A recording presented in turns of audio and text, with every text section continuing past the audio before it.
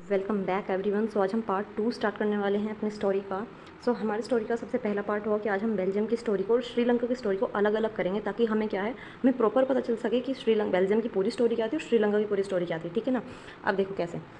सबसे हम पहले बेल्जियम की बात करें तो बेल्जियम इन्होंने बोला है is a small country in Europe, smaller area than the state of Haryana.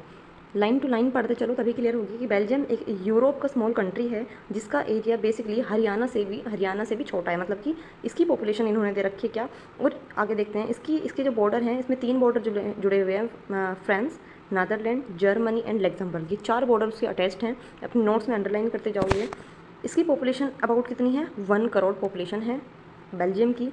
इसमें अगर हम एथनिक देखें तो एथनिक जो इसकी कंपोजिशन है वो बहुत ज़्यादा कॉम्प्लेक्स है। एथनिक क्या होता है, एथनिक होता है जहाँ पर सेम कल्चर को मानने वाले लोग एक साथ रह रहे होते हैं। ठीक है ना। वो अब बात आती है इसकी पॉपुलेशन कैसे कैसे डिवाइडेड है। तो अगर हम इसकी कंट्री की पॉपुलेशन में देखें तो जो 59% लीव्स हैं वो फ्लेमिश रीजन में रहते हैं जो डच लैंग्वेज बोलते हैं।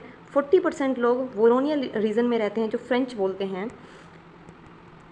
एंड रिमेनिंग 1% जो है वो 1% ऑफ बेल्जियम से स्पीक जर्मन। और उनमें से 1% पॉपुलेशन ऐसी है जो खाली जर्मन बोलती है।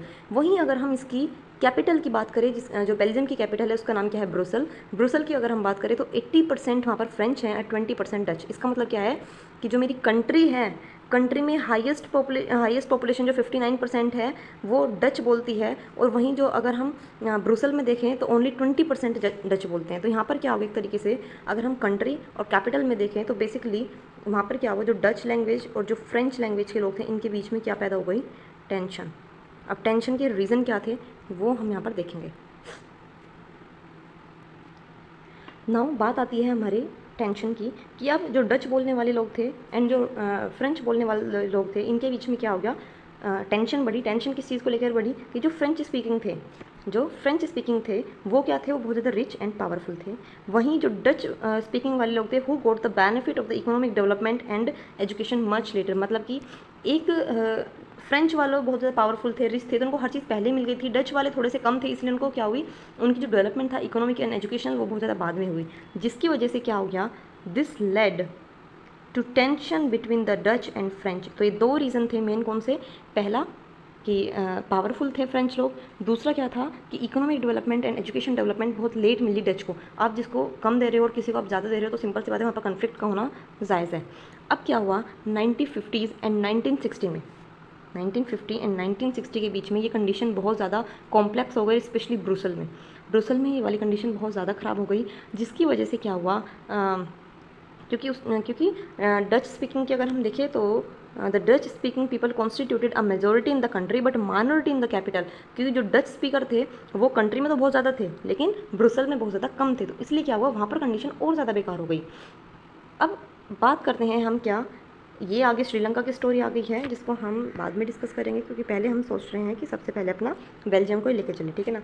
अब ये मेजोरिटिज्म इन श्रीलंका आ गया, वो हम बाद में देखेंगे। अब हम पहले पढ़ते हैं एकोमोडेशन इन बेल्जियम, कि बेल्जियम में क्या क्या एकोमोडेशन, क्या क्या गवर्नमेंट ने एकोमोडेट किया, इस कंडीशन को सुधारने के लिए क्या क्या रास्ते अपनाए गए। ठीक है ना। सबसे पहली बात तो जो बेल्जियम के लीडर्स थे टू अ डिफरेंट पाथ, उन्होंने थोड़ी समझदारी दिखाई, एक अलग पाथ लिया उन्होंने क्या किया, 1970 से 1993 तक 4 बार अपने कॉन्स्टिट्यूशन में अमेंड किया। और खाली किस लिए किया, ताकि वो एक ऐसा अरेंजमेंट बना सकें जो अरेंजमेंट ऐसा इनेबल कर सके कि हर कोई एक ही कंट्री में एक साथ इक्वली रह सके। ठीक है ना, बिना किसी लड़ाई झगड़े के। और जो एग्रीमेंट है उन्होंने इस कदर बनाया कि वो डिफरेंट था, बहुत अलग अलग कंट्री से, एंड बहुत ज़्यादा इनोवेटिव था, बहुत बिल्कुल न्यू था एंड बहुत ज़्यादा इफेक्टिव भी रहा था। उन्होंने क्या किया था, उन्होंने सबसे पहले क्या किया,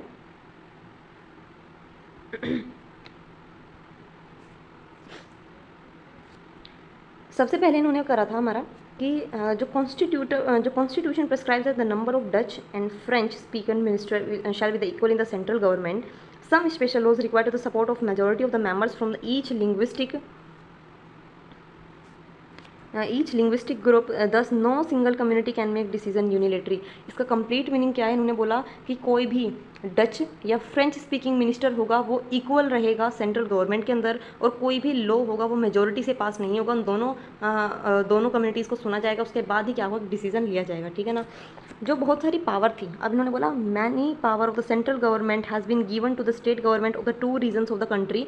जो फ्लेमिश रीजन और वॉलोनिया रीजन था उनमें क्या था कि बहुत सारी पावर सेंट्रल गवर्नमेंट को थी स्टेट गवर्नमेंट की, लेकिन अब क्या हुआ, जो स्टेट गवर्नमेंट है are not subordinate to the central government. अब सेंट्रल गवर्नमेंट के अंडर में नहीं है स्टेट गवर्नमेंट। अगर स्टेट गवर्नमेंट चाहती है किसी भी रीजन के बारे में अलग लॉ बनाना तो वो फ्रीली बना सकती है। क्लियर। तीसरा मेरे पास आता है कि the Brussels has a separate government in which both communities have equal representation. Brussels में भी एक सेपरेट गवर्नमेंट बनाई गई जिसमें दोनों पार्टीज़ के इक्वल रिप्रेजेंटेशन थे, ठीक है ना। एंड उस गवर्नमेंट को क्या बोला गया, उस गवर्नमेंट का नाम बोला गया था कम्युनिटी गवर्नमेंट, ठीक है ना। और कम्युनिटी गवर्नमेंट क्या था, is elected by the people belonging to one language community, यानी कि Dutch, French and German speaking, इन तीनों के द्वारा क्या हुआ, एक मेंबर इलेक्ट किया गया। और इस गवर्नमेंट का मेन फंक्शन क्या था, this government has power regarding the cultural education and language related issues के बारे में वो क्या करती थी, इश्यूज़ को लेकर जाती थी सेंट्रल गवर्नमेंट या स्टेट गवर्नमेंट के पास में, ताकि उनका सोल्यूशन हो सके, ठीक है ना। तो इन सारे फैक्टर्स के द्वारा हमने देखा कि बेल्जियम की स्थिति जो थी वो इन अमेंडमेंट के बाद में क्या होता, बहुत सही हो गया था। अब क्या था, लोग ईजिली मूव कर पा रहे थे अपनी लाइफ्स को, उनके बीच की जो टेंशन थी वो बिल्कुल खत्म हो गई थी, क्योंकि हर चीज़ इक्वली जो दोनों कम्युनिटीज़ थी उनको इक्वली प्रोवाइड की जा रही थी। तो यहाँ से हमने बेल्जियम को समझा। अब हम देखेंगे श्रीलंका में क्या हुआ।